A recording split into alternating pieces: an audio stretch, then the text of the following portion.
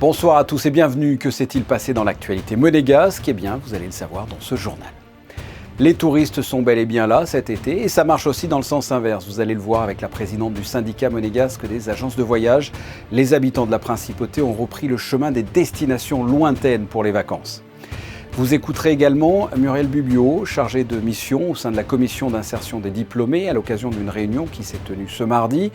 Une commission qui vise à favoriser l'intégration des diplômés monégasques.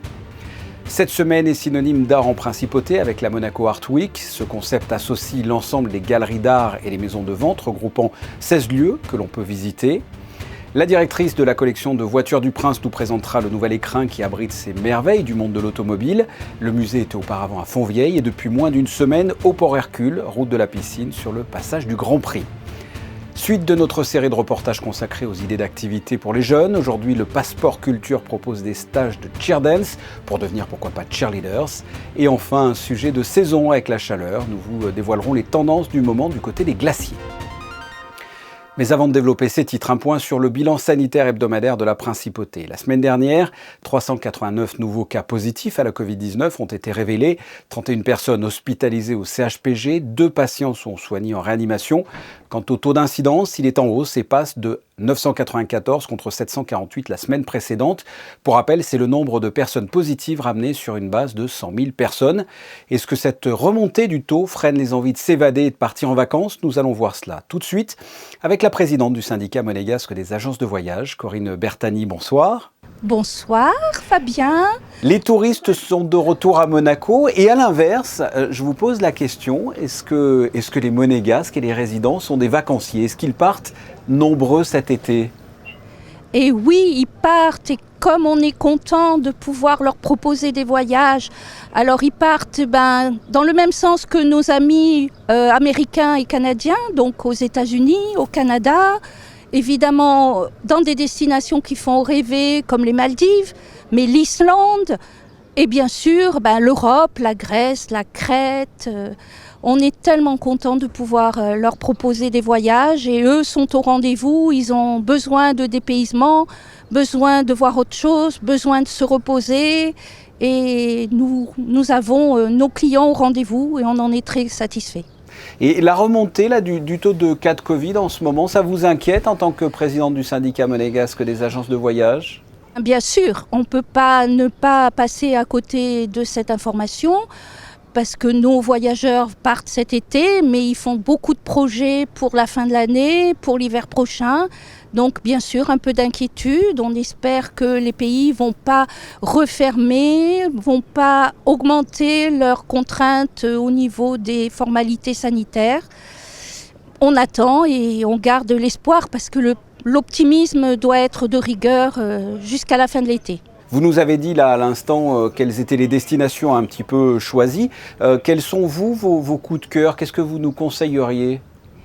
Moi, les États-Unis, parce qu'on peut tout faire, on peut découvrir, c'est quand même assez facile de changer, de se dépayser, de voir des beaux paysages. Il y a le Canada, parce que c'est la meilleure saison pour aller au Canada.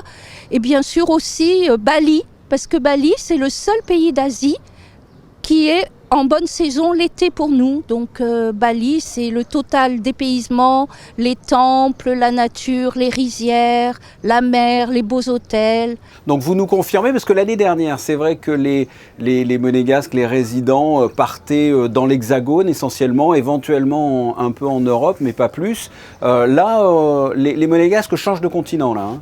Notre expertise fait qu'on les encourage. On ne sait pas, comme vous l'avez justement dit, l'avenir. Donc, si on a besoin d'évasion, de revoir des cultures différentes, de s'intéresser à autre chose, c'est le moment ou jamais.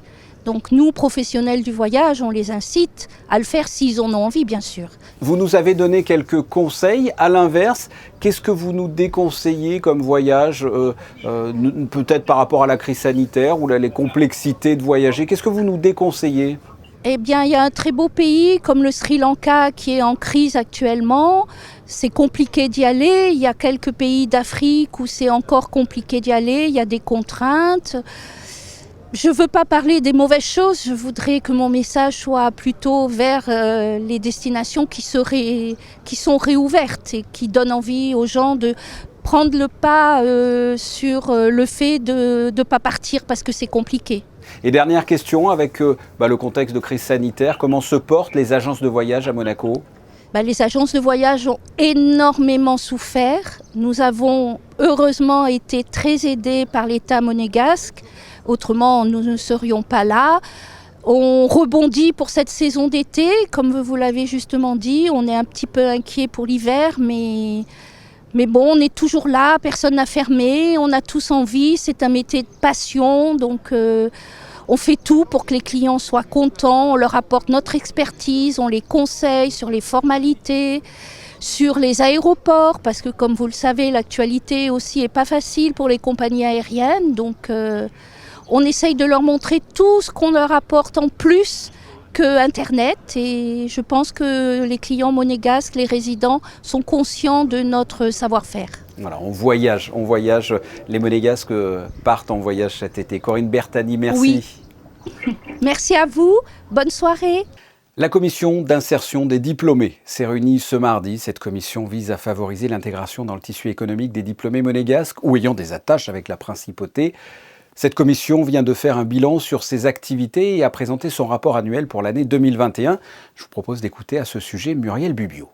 C'est vrai que maintenant, ça fait donc 12 ans que la commission d'insertion des diplômés existe et c'est un moment que j'apprécie tout particulièrement parce que nous pouvons présenter nos résultats aux membres de la commission et c'est vrai que ces points d'étape sont essentiels pour voir un petit peu comment évoluent les jeunes, comment évolue le marché de l'emploi et les attentes des membres de la commission pour notre avenir à tous. On va faire un petit bilan en chiffres tout d'abord pour voir un petit peu les tendances, combien de jeunes nous suivons, combien de jeunes sont insérés professionnellement, quel type de recherche font ces jeunes, avons-nous beaucoup d'expatriés qui souhaitent revenir en principauté. Donc après ce petit état des lieux chiffré, nous allons faire un petit peu des focus sur nos méthodes de travail, par exemple les ressources que nous proposons au travers de conférences, au travers de rencontres avec des professionnels, au travers d'ateliers type workshop, aussi bien à destination des lycéens qu'à travers d'ateliers également que nous proposons aux professionnels. Depuis 2010, cette commission a déjà permis à 338 diplômés d'être recrutés au sein des entreprises partenaires du dispositif. Et sachez que la thématique 2023 des actions de la commission d'insertion des diplômés sera les métiers transversaux contre les métiers spécialisés. Parlons à présent de la Monaco Art Week qui vient d'être lancée aujourd'hui en principauté. Ce concept associe l'ensemble des galeries d'art de Monaco et les maisons de vente regroupant 16 lieux artistiques. Un parcours qui vous permet de vous rendre d'une galerie à l'autre pour voir des expositions inédites conçues spécialement pour l'événement. Écoutez à ce propos la secrétaire générale du Monaco Art Week, Caroline Gelmoni. Nous avons fait un parcours par quartier. Le quartier de Kogondamine où Clara peut vous recevoir à NM ou à la Villa Novola. Pour Lenswerk, nous avons le quartier Larvoto avec GM Design, Camille Art Gallery, Christie's et Bel Air. Par la suite, on va sur Monte Carlo avec Sotheby's, Hauser & Wirth, tous les jardins de casino avec les sculptures d'Arcurial. Nous avons cette année organisé également des talks. Nous avons des soirées privées dans un lieu atypique avec des déjeuners, dîners, des conférences très intéressantes sur le Metaverse et NFT avec le lancement du musée Collection des Arts. Le programme est assez chargé, il y a pour tous les goûts, il y a pour toutes les sensibilités. Un programme riche et varié pour cette nouvelle édition du Monaco Art Week. Focus sur un des lieux qui participent à cet événement, la Villa Nuvola, et le groupe Lenswerk Monaco propose de faire découvrir l'art allemand sous toutes ses formes. Un reportage de Crescinda Tomel et Olivier Bonello. Située en plein cœur de Monaco, la Villa Nuvola, située rue Augustin Vento, met en lumière l'art du design allemand en principauté. Une approche holistique de la décoration intérieure qui présente des objets iconiques et mythiques de l'art germain. Nous, on est une société allemande qui est fondée à Berlin. Et justement, basé dans ces principes, on a voulu aussi apporter le design allemand ici à la principauté. Et justement, on a aménagé cette villa avec des partenaires de haut de gamme de l'Allemagne. On a ici, par exemple, des luminaires très technologiques dont on essaye de faire la meilleure architecture de la lumière avec Occhio. On a commencé à Los Angeles. Et bon, ça a évolué petit à petit et jusqu'à arriver aujourd'hui. Aujourd'hui, on a accueilli la galerie König. C'est une galerie de Berlin, justement, et la galerie Bastian, qui aussi est ici avec nous, est en train de faire des expositions et parler un peu des pièces d'art qu'il a présentées aujourd'hui, qui sont remarquables. D'abord, je pense que Monaco est un endroit extraordinaire qui m'a toujours intéressé et qui m'a attiré. Et ici, à Lenzwerk, il y a du design allemand et des pièces très intéressantes, je trouve. Et donc, j'ai pu contribuer quelques œuvres, quelques éditions de Picasso pour créer une petite présentation spéciale. Après cette présentation Picasso, nous pourrons aussi montrer des œuvres d'art d'artistes allemands. Je pense à 3 artistes. Je pense à Emil Nolde, un des grands fondateurs de l'expressionnisme allemand au début du XXe siècle. Puis je pense à Joseph Beuys. Je pense aussi à Anselm Kiefer. Et donc 3 artistes remarquables. Étendue sur 800 mètres carrés, la Villa Nuvola présente ainsi l'art des plus grands designers germains, mais aussi la vision d'architectes d'intérieur et de galeristes renommés en Allemagne. Un showroom qui présente des marques de haute performance du design allemand, un design qui se veut très épuré, minimaliste, tout en étant fonctionnel. Voilà, des touristes qui peuvent visiter toutes ces galeries au service de la Monaco Art Week. Des touristes qui se rendent aussi au port Hercule sur la route de la Piscine pour découvrir la collection de voitures du Prince de Monaco, anciennement dans le quartier de Fontvieille pendant des années et depuis moins d'une semaine à la Condamine. Et nous sommes avec la directrice Valérie Closier. Bonsoir. Bonsoir Fabien. Vous êtes depuis quelques jours dans vos nouveaux locaux, un nouvel écrin. Comment vous le trouvez justement cet écrin situé sur la route de la Piscine ? Alors oui, on est là depuis le 7 juillet avec l'inauguration du prince Albert II. Le vendredi 8 juillet, on a ouvert au public et on se sent très bien, déjà. On s'est senti très très vite, très bien dans nos nouveaux locaux parce qu'ils sont magnifiques. Derrière vous, l'Automobile Club, devant vous, le port, la mer. C'est une plus-value tout ça ? Oui, bien sûr. Alors en fait, c'est même plus cohérent que d'être aux terrasses de Fontvieille, puisqu'ici, on est au cœur même du tracé du Grand Prix de Monaco. On est à côté de l'Automobile Club. On revit, en fait, parce que les gens peuvent plus facilement nous trouver aussi, parce qu'à Fontvieille, on était un petit peu cachés. Et là, les visiteurs sont très heureux de venir nous retrouver ici, et c'est beaucoup plus facile d'accès. En termes de fréquentation, vous voyez déjà la différence ? Oh oui. On voit déjà la différence. On a eu beaucoup de monde et de visiteurs pour ce premier week-end d'ouverture. Et puis on a des retours vraiment incroyables et exceptionnels de ce nouvel bel écrin de la collection de voitures. Alors ça reste essentiellement des touristes ou vous avez constaté des visites également de locaux qui viennent découvrir ce nouveau lieu ? Alors, il y a beaucoup de touristes puisqu'on est en période de vacances scolaires, mais il y a aussi beaucoup de locaux. Et notamment, ce matin, on a eu Charles Leclerc qui est passé nous rendre visite avec un ami. Et on voit qu'effectivement, les locaux reviennent. Donc déjà, envie de découvrir cette nouveauté. Et puis, ils reviendront certainement parce que le but aussi de cette nouvelle collection, c'est d'avoir un lieu où on pourra par la suite faire des expositions temporaires afin que justement les locaux qui viennent une fois puissent se dire, bah tiens, viens, toi, mon ami ou mes cousins ou mes invités, venez, on va découvrir, il y a une nouvelle exposition ou un nouvel événement qui se passe à la collection de voitures du Prince de Monaco. Oui, un passage incontournable. La scénographie a changé avec ce nouveau lieu ? Oui, alors c'est une scénographie dynamique, très moderne, beaucoup de lumière. Et en fait, c'est ça. Les gens nous disent, mais cette voiture, elle était déjà à Fontvieille ? Eh bien oui, mais en fait, ce nouvel éclairage, cette nouvelle disposition, en fait, mettent beaucoup plus en valeur les voitures et donc les gens les redécouvrent.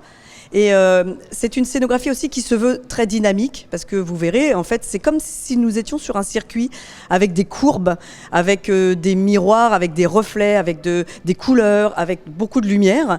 Et cette belle collection est mise vraiment en valeur par cette scénographie. Alors, qu'est-ce qu'elle a pour les non-initiés, de particulier, cette collection de voitures du Prince ? Alors, elle se divise en deux parties. Vous avez l'étage du dessous qui en fait, reflète toutes les voitures de la famille princière et de toute l'histoire au niveau de la famille princière. Donc, toutes les voitures qui ont servi dans les cortèges ou qui ont plu au prince Régnier III et qui les a exposées. Donc, elles sont exposées dans des écrins avec aussi des grands écrans sur lesquels sont diffusées des photos et des vidéos. Vous avez aussi des tables interactives où vous pouvez diffuser des photos et rentrer dans l'intimité de la famille princière. Et sur l'étage du dessus, vous avez tout ce qui concerne les grands prix, le sport automobile, les rallyes et toutes les voitures sportives. Et quels sont les trésors de ce... Ils doivent être nombreux, les trésors de ce musée. Si vous deviez retenir une ou deux voitures, ou un ou deux objets, vous parleriez de quoi ? Alors je parlerai certainement de la première voiture du prince Régnier III qu'il a acquise. C'est la de Dion-Bouton avec laquelle il avait fait London-Brighton en 1968. Vous avez aussi la motocyclette qui a été reconstruite à l'identique par l'ancien mécanicien de la collection de voitures, qui est la motocyclette du prince Albert Ier. Et puis vous avez aussi... En fait, ce qui est chouette ici, c'est que vous avez des hippomobiles comme des voitures de Formule 1. Et pour les visiteurs qui n'en voient pas tous les jours sur la route, c'est exceptionnel. Aussi bien les anciennes que ces Formule 1 qui sont extraordinaires et très modernes et qu'on ne voit pas tous les jours dans la rue. J'imagine que ce musée regorge d'histoires, d'anecdotes. Vous avez comme ça des anecdotes sur des voitures qui sont exposées ? Oui, il y a plein d'anecdotes et plein de... Et puis vous verrez des petits films et des petites photos quand on retrouve le prince Albert II et puis ses sœurs dans des voitures jouets quand ils étaient enfants. Des anecdotes où le prince Albert II est monté dans une voiture mais pas à l'endroit où il aurait dû venir. Enfin voilà, il y a plein de petites anecdotes qui sont racontées sur les tables interactives dans les écrins. On le rappelle, la collection des voitures de Son Altesse Sérénissime le Prince de Monaco se visite désormais sur le port Hercule, route de la Piscine, avec pour info un tout nouveau parking dont le nom a parfaitement été trouvé, le parking Louis Chiron, l'ancien pilote monégasque, où vous pouvez désormais vous garer pour aller visiter ce musée. Valérie Closier, merci. Merci Fabien, bonne soirée. Bonne soirée. Comment occuper ses enfants pendant les vacances d'été en allant visiter la collection de voitures dont on vient de parler, mais aussi dans ce deuxième volet de notre série que l'on vous propose cette semaine. Nous nous sommes rendus au Centre de la Jeunesse Princesse Stéphanie qui propose le Cheer Dance, une activité physique et sportive entre la danse et la gymnastique. Un reportage de Juliette Rappert et Olivier Bonello. C'est un sport venu tout droit des États-Unis, apparu à la fin du 19e siècle dans les universités américaines. Le cheer dance est proposé comme activité au Centre de la Jeunesse Princesse Stéphanie, à raison de 2 heures par jour pendant une semaine. On a fait un spectacle, une choré, on a fait des arbres droits, des roulades, arrière et avant. On peut faire du sport et c'était vraiment bien, quoi. Le cheer peut être avec une team de foot au basketball, comme vous le connaissez bien ici à Monaco, mais ça peut être vraiment partout. C'est une question de qu'est-ce que les gens cherchent. Nous, on a juste envie pour faire un bel spectacle et s'amuser, trouver des copines et des copains. Un stage d'une semaine pour découvrir le cheerleading et pourquoi pas continuer à la rentrée, toujours au Centre de la Jeunesse Princesse Stéphanie, et devenir une future Roca Girl. Go, go, run, run, fight, fight, Monaco! Et puisque l'on parle des Roca Girls, parlons des Roca Boys, l'équipe de l'AS Monaco Basket. L'entraîneur, Sacha Obradovic, est prolongé pour 3 saisons. À cette occasion, le tacticien a annoncé que les ambitions seront encore plus élevées, ça promet. Une prolongation, mais un départ, celui de l'intérieur, Jerry Boutsielé, qui prend la direction du club des Dragons Rouges d'Istanbul pour au moins 2 ans. Sans transition, il fait beau, il fait chaud, c'est l'été, et quoi de mieux que de se retrouver autour d'une glace. Un reportage des plus rafraîchissants de Christine Datomel et Alex Avial. Synonymes de vacances, elles sont les incontournables de cette saison. Glace, sorbet, crème glacée, nous en consommons en moyenne 6 litres par an et surtout durant les beaux jours. Que ce soit à la maison, sur la plage, au bord de l'eau ou sur le bitume, toutes les excuses sont bonnes pour un moment de détente et de gourmandise. Parfums surprenants ou classiques, compositions audacieuses ou plus sages, quelles sont les nouveautés glacées qui nous feront fondre cet été?